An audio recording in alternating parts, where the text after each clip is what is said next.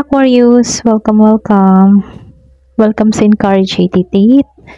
Ang reading na ito ay para sa entertainment at personal na reflection lamang. So, gamitin lamang yung mga mensaheng tutugma sa iyong situation. Ngayon ang itatanong natin, ano ang kailangan mong malaman sa iyong love life, sa iyong karera at sa iyong finance? Start na tayo. Give me the message. Anong kailangan mong malaman sa iyong love life, career, and finance?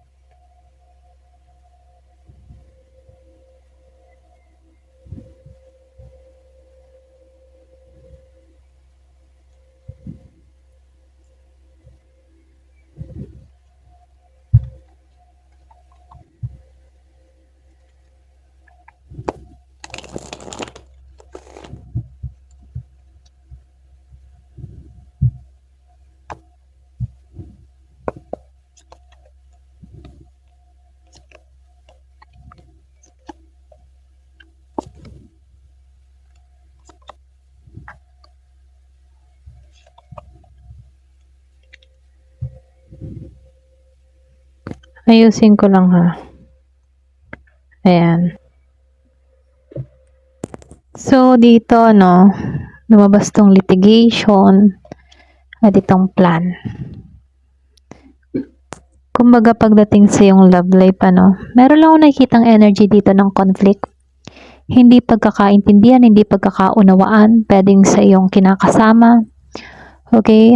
Or pwede rin, meron ditong mangyayaring seryosong pag-uusap sa love life. Okay? Kung may karelasyon ka, maring meron kayong issue na kailangang harapin ng diretsyo. Okay? Kung ikaw naman ay isang single, posible namang may taong may unresolved situation mula sa nakaraan. Okay? So, lumalabas dito, hindi ito yung panahon para basta sumabay sa emosyon, Kailangan mo magkaroon dito ng malinaw na plano, malinaw na boundaries, lalo-lalo na sa usaping pag-ibig.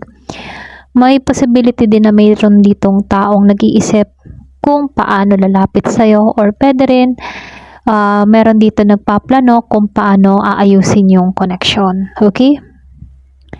So, dito, lumabas ang Beauty and Desert Island. So, lumilitaw, na yung attraction or pwede rin admiration dito sa beauty. Pwede nga iba sa inyo may nakakapansin sa charm mo. Maring meron ditong nakakita ng mas value mo. Okay? Parang nakikita yung value mo, or pwede rin nakikita yung appeal mo. Okay? Hindi lang ito basta physical na beauty, Pwede rin kasama rin yung personality mo or yung presence mo, So, dito, yung iba sa inyo, pwedeng nasa period ka ng pag-iisa. Kumbaga, meron kang yung tipong emotional distance, ganon. Parang yung iba sa inyo, kailangan mo munang mag-isa, okay? Or pwede rin, para bang gusto mo lang talaga mapag-isa para maintindihan mo yung sarili mo muna, So, maring meron ditong taong malayo din sa'yo, or pwede rin hindi madaling maabot emotionally. Yung iba sa inyo, pwedeng meron ditong taong nag-isolate, o pwede rin ikaw yung nag-isolate dito. Okay? So, dito, meron ditong ruins. Kumbaga, meron lang konting warning. Meron ditong isang dating pattern or pwede rin connection na maaaring tuluyang masira kung di na maayos talaga yung problema, Pero hindi naman ito ibig sabihin hopeless ang love life mo. May para lang na sinasabi dito na kailangan mo nang bitawan yung mga unhealthy patterns para magkaroon ka ng panibagong simula. Okay? So, dito, pagdating naman sa iyong karera, lumabas itong renewal at itong discovery. Kumbaga sa renewal, fresh start. Okay? Fresh start. So, anuin ko lang yan.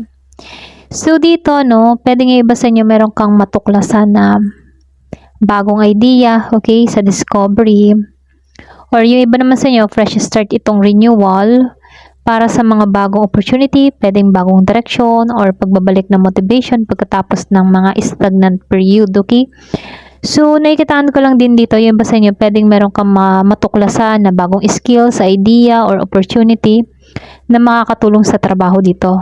Kumbaga, ito yung magandang panahon para matuto or mag-explore, okay? So, dito, no, lumabas ang perfection and creation. Kumbaga sa perfection and creation, para bang pinakikita dito na mataas yung standard ng iba sa inyo, okay?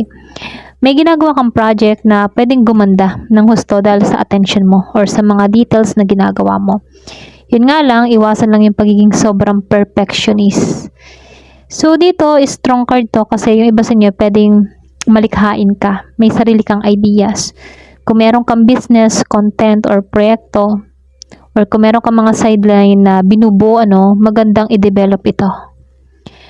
So, nakikitaan ko rin dito itong joy. Kumbaga sa joy, maganda yung ending ng career mo. May satisfaction, recognition, or pwede rin masayang development dito na dumating sa buhay mo. Para bang makikita mo yung reward at effort mo. Magiging masaya ka dito. So, dito sa finance mo, Aquarius, Ace of Pentacles at ito, si Four of Pentacles. Kumbaga, yung iba sa inyo pwedeng bagong opportunity yung paparating sa'yo. Pwedeng bagong source of income or pwedeng proyekto, offer, mayroong mga kliyente, or pwedeng opportunity na may potential na lumago. Then, sinabayan pa nitong Four of Pentacles. Kumbaga, kailangan mong hawakan ng maayos ang pera dito, Mag-ipon at huwag maging impulsive sa gastos.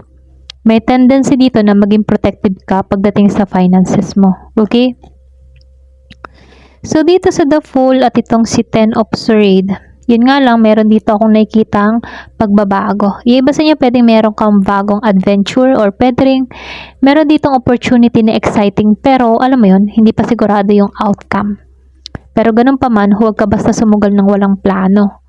Kasi dito sa Ten of Swords, meron ditong yung mga tinatawag natin yung financial cycle na matatapos. Okay? Maring pagkatapos ng isang burden dito or yung mga paghihirap mo or malaking gastos or situation na matagal nang nagpapahirap sa finances mo, kumbaga nakikita ko dito, mas madalas ending to sa isang mahirap na phase para bang makakaalis ka na dito sa mga ganitong kalbaryo. Okay? So, dito, lumabas itong Temperance at itong si Empress. So, dito, yung pinaka-advice lang sa'yo, kailangan mong maging balanse at maging patient. Huwag mong biglain yung pera, lalo-lalo sa paggastos. Kumbaga, kailangan mong ayusin yung budget mo, pagsamahin yung iba't ibang source or resources kung kinakailangan. So, nakikita ko din napakaganda ng closing card mo, the Empress, Symbol ito ng abundance, growth, or pwede rin productivity at paglago ng iyong resources. Yung pera may mas potential na dumami, kapag inalagaan at pinatubo mo ng maayos. Kasi nakikita ko dito, magiging stable. Okay? So, nakikitaan ko dito, pagdating sa love mo, medyo ka. Meron lang mga konting conflict dito, may distansya, pero kailangang harapin, pero andun pa rin naman yung attraction, Kung meron kang person or kung meron kang relationship sa ngayon, merong yung iba sa inyo, may konti lang pagtatalo or hindi pagkakaintindihan, pagkakaunan, pero maayos naman kung aayusin ng maayos, So, pagdating naman sa career mo, very positive naman dito, renewal, meron discovery, perfection, creation, and joy. Magiging masaya ka. So, pagdating naman sa finance mo, may mga bagong opportunity, pero maganda din yung pangalagaan, Kailangan lang ng discipline, yon. So, magandang combination kasi itong mga Okay? Itong tatlong ito. Good tong card na to kasi magandang combination ito para sa financial growth. Yung iba sa inyo may paglago. So, wag mong habulin yung mabilis na resulta. Kumbaga, kailangan mo lang dito ng maayos at kailangan mong alagaan, planuhin at palaguin kung ano man yung darating sa buhay mo. Ayun. So, hanggang dito na lamang po. Thank you for watching. Love and peace.